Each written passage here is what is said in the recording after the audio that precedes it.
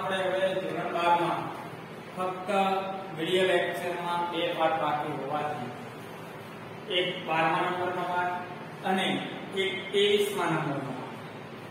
23મા નંબરનો પાઠ ક્ષમતા અને બદ્ધતાના પરિદર્શન અને 12મા નંબરનો પાઠ જે આપણે અત્યારે ચલાવવાનો છે જેનું નામ છે સૌજન્યશીલ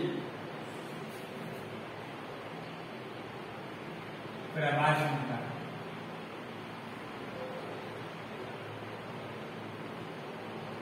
સૌજન્યશીલ પ્રભાશંકર એના લેખકનું નામ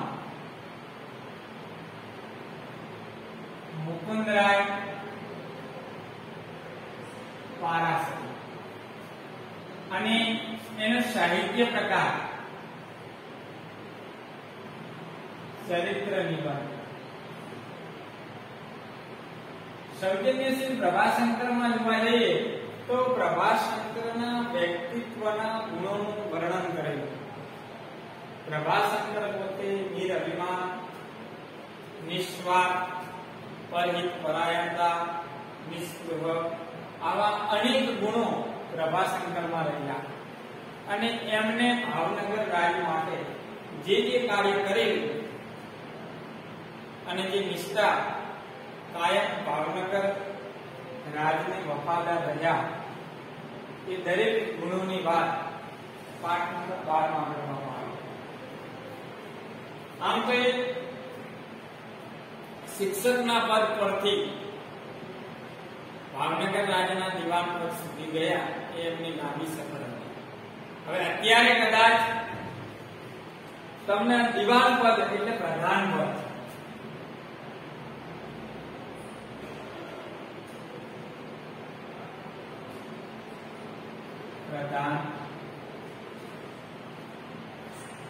એ કદાચ થોડું નવી વાત લાગતી હશે કે પેલા દિવાન પદ એટલે શું, એમનું શું કામ આવતું હશે, શું પદ હશે. પણ માની લો કે અત્યારે આ લોકશાહીમાં જેમ રાજનૈતિક ક્ષેત્રે અમુક વ્યક્તિઓને અમુક હોદ્દો આપવામાં આવે, કોઈને ગૃહ ખાતું, કોઈને પંચાયત વિભાગ, કોઈને રેલવે ખાતું, કોઈને પાણી પુરવઠા ખાતું, આવા બધા જે વિભાગ આવે એવી રીતે જે મુખ્ય ખાતું જે મેન રાજાને તો ખાલી આદેશ જ કરવાના અને આખા રાજ્યને જે વ્યવસ્થિત રીતે સંભાળે એવું કાર્ય જો કરવાનું હોય તો પ્રભાશંકર કરે. તો મિત્રો એ નાની સુધી પદ ન હતું, એમાં ધારે તો માણસોએ કંઈક રજવાડા પણ બરબાદ કરાવી નાખ્યા અને ધારે તો કંઈક પ્રધાનોએ પોતાના ઘરના એટલે કે પોતાના પાછળની 6-7 પેઢી જ્યાં સુધી શાંતિથી જીવી શકે એટલું સંપત્તિ પણ ભેગી કરી નાખી. પણ આમાંથી પ્રભાશંકરે એક પણ કાર્ય એવું કર્યું નથી. તો આ પાઠમાં આપણે પહેલા જ વિભાગમાં સૌજન્યશીલ પ્રભાશંકર વિશેની વાત આગળ વધારીશું અને વ્યવસ્થિતપણે શબ્દશ આપણે દરેકનું ધ્યાન ગુજરાતીના પાઠ્યપુસ્તકમાં 12મા નંબરનો પાઠ સૌજન્યશીલ પ્રભાશંકર પેજ નંબર 55. હવે આમ તો જે હાસ્યમાં ફકરા આપેલા હોય એમાં છેલ્લે જે ફકરો હોય એ હંમેશા કાવ્ય હોય કે પાઠ હોય એનો ભાવાર્થ એનો હાર્દ હંમેશા રહેલો હોય. તો સામાન્ય શિક્ષક પદથી ભાવનગર રાજ્યના દિવાન પદ સુધી પ્રભાશંકર પટણી વિકાસ ગાથાનો ગરબો નમૂનેદાર આલેખ સુચારુ ઢબે લેખકે રજૂ કર્યો. સામાન્ય રીતે શિક્ષકના પદ ઉપરથી ત્યાં સુધી ભાવનગર રાજ્યના પદ શું કર્યો હોય આ સુચારુ એટલે સારી રીતે સારી શૈલીમાં આ નમૂનો પ્રગટ કર્યો છે. તેમના સ્નેહ, સૌજન્ય, સરળતા, નિષ્ઠુરતા, દ્રઢતા, કોમળતા, ત્યાગ, સેવા તત્પરતા, નિરઅભિમાન ગુણ, પરહિત પરાયણતા વગેરે ગુણો વડે સૌનું દિલ જીતનાર પ્રભાશંકર પ્રજાજનો અને રાજવીઓ, સમાજ, સરકાર, મહારાજા અને ગાંધીજીને પણ ટાણી સાચી સલાહ આપનાર વિરલ રાજપુરુષ. કારણ કે મિત્રો નિષ્ઠા જરૂરી છે. જેમ કે આ જગતમાં સજ્જન માણસો ઘણા છે, પણ સાચા વ્યક્તિઓ ઓછા. અને સાચા વ્યક્તિઓ પણ છે, પણ એમાંથી સાચું કહેનારા લોકો બહુ ઓછા. ખરા સમયે એવા માણસની જરૂર છે જે સાચું કહી શકે. બાકી તો કઈ કે આવી રીતે રજવાડા બરબાદ કરી નાખે, કોકને વાલી કરવામાં, સારું બોલવામાં, બરાબર. એવા લોકો ઘણા છે, પણ ખરા સમયે જે સત્ય બોલે, ખરા સમયે કોઈને સત્ય સંભળાવી શકે એવા વ્યક્તિઓ. તો એમાંના આ પ્રભાશંકર એ પોતે સમાજમાં હોય, રાજાને સાચું કહેવાનું હોય, કારણ કે જેની નીચે જેને નોકરી કરવાની હોય તે છતાં પણ, અને ખરા ટાઈમે એ ગાંધીજીને પણ, જેને પોતાના આદર્શ માનતા હતા, એ ગાંધીજીને પણ સાચું કહેવામાં પાછીપાડી કરતા હતા. સત્તા, સંપત્તિ, પદ, કીર્તિને ઠોકર મારે, સત્ય, સંયમ અને વફાદારીનો આચાર ધર્મ શીખવનાર, સાચું, સંયમ જાળવવાનો અને વફાદારીનો શું શીખવનાર? આચાર. આ શીલવાન સાધુનું આખું ચરિત્ર વાંચવાની અભિપ્સા આ ચરિત્ર લેખ જગાડે. અભિપ્સા એટલે ઈચ્છા. કોણ જગાડે છે આ ચરિત્ર? લેખકની સ્પષ્ટ માર્ગદર્શક, સહજ સરળ શૈલી અત્યંત અનાકર્ષક અથવા તો ધ્યાન આકર્ષક બની રહી છે. તો હવે પ્રભાશંકરનું એક પછી એક જીવનનો કેવો વળાંક આવ્યો અને એમને પોતે કેવા કાર્યો કર્યા, પોતે નિષ્ઠા કરતી હતી, એનું આપણે આ પાઠમાં વર્ણન જોવા.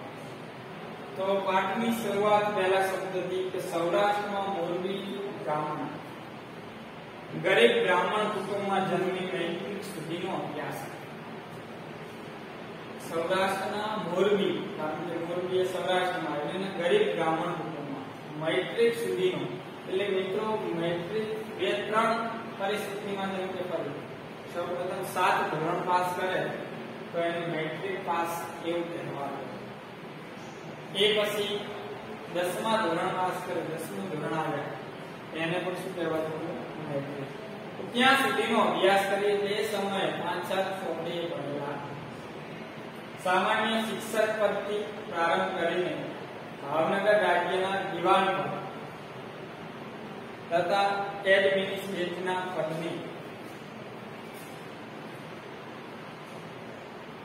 શોભાવનાર હિન્દના દેશી રાજ્યના માનવતા સલાહકાર, હિન્દ એટલે હિન્દુસ્તાન, દેશી રજવાડામાં શું બન્યા હતા? સલાહકાર. બ્રિટિશ સલ્તનતનો પરમ વિશ્વાસ મેળવી ઇન્ડિયા કાઉન્સિલ તથા લીગ ઓફ સેશનમાં સ્થાન ભોગવનાર અને દેશના સ્વાતંત્ર્ય માટે પૂજ્ય ગાંધીજીના અંગત મિત્ર રહી કાર્ય. સર પ્રભાશંકર, જો અમને સરનું વિરોધ મળે છે, દરેક વ્યક્તિને સર એવો અથવા સાહેબની ઉપમા દરેકને મળતી. તો સર પ્રભાશંકર દલપતરામ પટણીની ઈસવીસન 1862 થી 1938 એટલે 76 વર્ષની જીવન કારકિર્દીમાં 500 વર્ષની કારકિર્દીમાં કાર્ય સિદ્ધિઓ અસંખ્ય છે. તો કાર્ય સિદ્ધિઓ અસંખ્ય છે, જેની ગણના, જેની સંખ્યા ગણી શકાય એવી છે. એમની બુદ્ધિ પ્રતિભા તથા કાર્ય શક્તિ આકર્ષક. પ્રભાશંકરની બુદ્ધિ પ્રતિભા અને કાર્ય શક્તિ કેવા હતા? આકર્ષક. તો હવે માની લો કે વિરોધી અર્થવાળા વાક્યમાં ક્યારે પૂછાય તો એમની બુદ્ધિ પ્રતિભા તથા કાર્ય શક્તિ આકર્ષક હતા તો અનાકર્ષક નતા એવું થાય.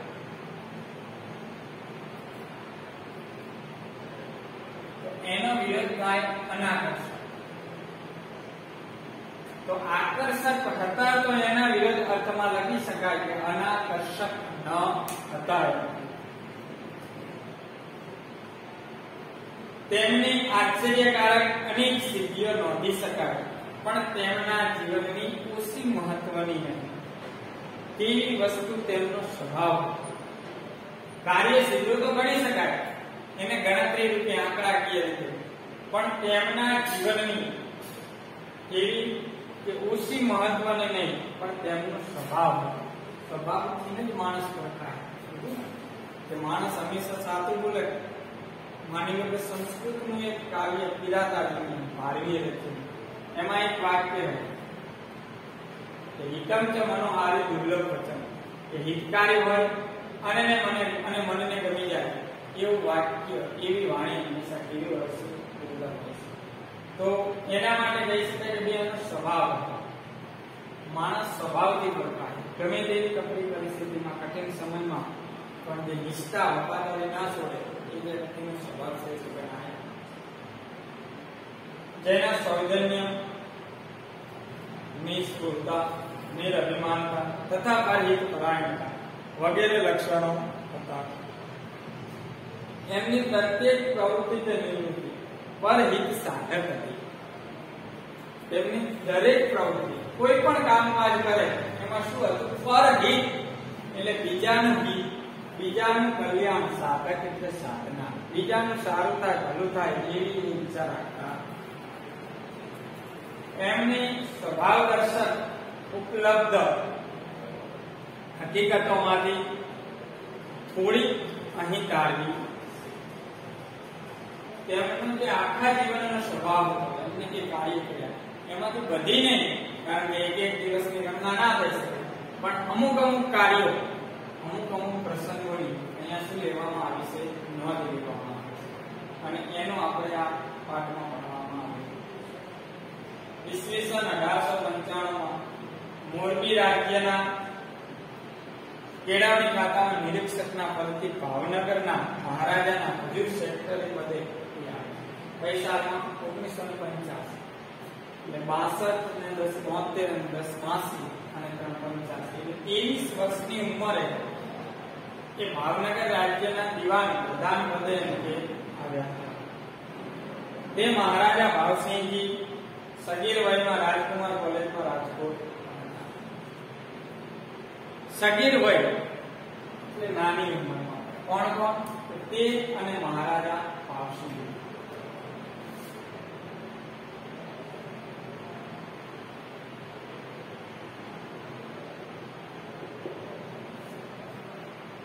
એટલે નાનપણમાં એ ભાવસિંહની સાથે શું કરતા હતા? સાથે ભણતા હતા.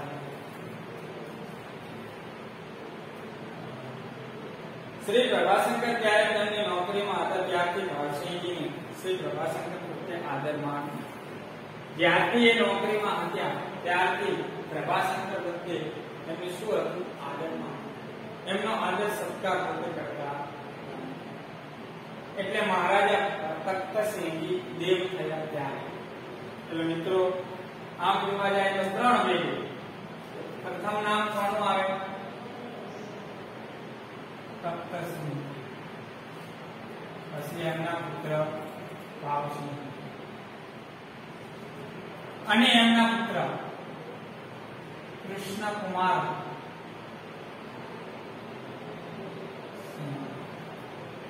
આ 3 વેદી અને જેના કારણે જેને ભારતમાં પ્રથમ રાજ્ય દાન આપી દીધું, દેશને આઝાદ કરવા માટે જેને મદદ કરી, એવા વ્યક્તિઓમાં જો કોઈનું નામ આવતું હોય તો કૃષ્ણકુમાર સિંહજીએ પહેલું રજવાડું પોતે દાનમાં. અને એવા સમયે જ્યારે કૃષ્ણકુમાર સિંહજીએ બધું દાનમાં આપ્યું ત્યારે પોતે પોતાના નીચેના કામ કરનાર વ્યક્તિ દ્વારા એમની પત્નીને, એમની મહારાણીને પૂછવામાં આવ્યું કે ભાઈ મેં તો મારું બધું દાનમાં આપી દીધું છે, પણ એમની શું ઈચ્છા છે? એમનું જે તમને કરિયાવરમાં મળ્યું હોય એ એમને પૂછવું પડે. તો ત્યારે ખરેખર એમના પત્ની જે રાણી હતા એ એમનાથી વધારે ઉદારતાવાળા, અને એમને એ વખતે શબ્દ વાપરેલા કે જે હાથીને જ્યારે દાનમાં દેવાનો હોય ત્યારે એના ઉપરનો મુગર, એનો શણગાર એને ઉતારવાનો હોય નહીં, એને તો આખે આખું હાથે આપી દેવાનો હોય. એટલે કે જો તમે આખે આખું રાજ આપી રીતે દાનમાં આપતા હોય તો મારે એની ઉપરનો શણગાર રૂપી જે દહેજ મને કરિયાવરમાં મળેલો છે એ મારે પાછો લેવાનો હોય, એ હું પણ ભારત દેશમાં અંગે સમર્પણ કરું. મિત્રો ઇતિહાસ એના રચાય, લોકો એના ગુણગાન, લોકો એને યાદ કાયમ કોકના કાટલા કરે એ વ્યક્તિને ઇતિહાસ રચાય. તે મહારાજા ભાવસિંહજી સદૈવમાં રાજકુમાર કોલેજમાં રાજકોટ ભણતા, અને શ્રી પ્રભાશંકર ત્યારે તેમની નોકરીમાં. ત્યારથી ભાવસિંહજીને શ્રી પ્રભાશંકર પ્રત્યે આદર માન્યો, એટલે વધારે પડતું માનવા. એટલે મહારાજા તખ્તસિંહજી દેવ થયા. દેવ થવું એટલે મૃત્યુ પામવું. સાધુ સંતોને જેમ અત્યારે મૃત્યુ પામે ત્યારે દેવ થયા એવું કહેવાય. દેહ છોડી દીધો તો દેવ થયા એટલે મૃત્યુ પામે. ત્યારે ભાવસિંહજીએ તાર કરીને પટણીને એમ કે મોરબીથી, ત્યારે ભાવસિંહજીએ શું કર્યું? તાર કરીને પ્રભાશંકર પટણીને એ વખતમાં એકાબીજાને સંદેશો આપવાના વ્યવહારના સાધન દ્વારા ત્યાંથી એમ કે મોરબીથી બોલાવ્યા, અથવા તો મોરબી બોલાવ્યા. શ્રી પ્રભાશંકરે લખ્યું કે હું મોરબી બાવાનો નોકર છું, મને તેઓ સારી રીતે રાખે છે, એટલે નિષ્કારણ તેમની નોકરી મારાથી છોડાવે. તો એ વખતે પ્રભાશંકરે કહ્યું કે તેઓ મોરબી બાવાનો એટલે મોરબી રાજાનો નોકર સેવક છું, અને મને સારી રીતે રાખે છે, તો મારે મારાથી એમની નોકરી છોડાય નહીં. આ પરથી શ્રી ભાવસિંહજીએ મોરબીના વાડજી ઠાકોરને લખી મંજૂરી મેળવી અને પ્રભાશંકરને બોલાવ્યા. એટલા માટે શું કહ્યું કે ભાવનગરના રાજાએ મોરબીના રાજાને પત્ર લખી અને એમની સંમતિ માંગી અને પ્રભાશંકરને ત્યાંથી ભાવનગર બોલાવ્યા. આજકાલમાં મહારાજા જાહેરમાં પણ શ્રી પ્રભાશંકર માટે આદરમાન બતાવવા, તેથી મસ્કરીમાં તેમજ અન્યથા આજકાલમાં મહારાજા તેમનું નિર્માણ કર્યું આપશે એવી લોકવાયકા છે. તેથી તમે સામાન્ય રીતે મસ્કરી કરો તો મસ્કરી, અને હસી મજાકમાં જેમ વાત કરે એવી રીતે લોકોમાં વાત ચાલે તો મહારાજા એને શું આપશે? પ્રધાન. તદ્દન નવી નોકરીમાં આવી સત્તા પર વધતા પ્રભાશંકરનું ખૂન કરાવવાના યત્ન એટલે પ્રયત્ન. કારણ કે બીજા લોકો પોતાના રાગ દ્વેષ કારણે પ્રભાશંકરનું ખૂન કરવાના અને કરાવવાના ઘણા લોકો પ્રયત્ન કરતા. એવા એક પ્રયત્નમાં પોતે પકડેલા મારાને ક્ષમા આપી પાછો એમ કે વાળ્યો અને વાત દાબી. એવી એક વાતમાં પ્રભાશંકરે શું કહ્યું કે જેનું ખૂન કરવા, પ્રભાશંકરનું ખૂન કરવા માટે જે લોકો પ્રયત્ન કરતા હતા એવા લોકોને પકડ્યા હોવા છતાં એને ક્ષમા આપી દીધી, માફી આપી દીધી, અને એ વાતને બહુ ચર્ચામાં લાગ્યા નહીં, અને પોતે એ વાતને દાબી દીધી, અને દાબતાની સાથે એ વાત કોઈને ખબર ના પડે એવું પૂરું પ્રભાશંકરે. તે પછી એ પ્રયત્ન બંધ થયા, પણ એ બનાવ પછી શ્રી પ્રભાશંકરે એક મુક્તક મળે પ્રભુ પ્રાર્થના કરી. ટૂંકામાં મુક્તનો મતલબ કે ટૂંકામાં ટૂંકી રીતે થોડા શબ્દોમાં વધારે કહી દેવું, એવી રીતે પ્રભાશંકરે વાત કરી. કઈ કે મારી આખી અવની પરની જિંદગાની વિશે, એટલે મારી આખી અવની એટલે ધરતી, બરાબર, આ ધરતી ઉપર આખી જિંદગીમાં, એટલે આમ તો અવનીના ઘણા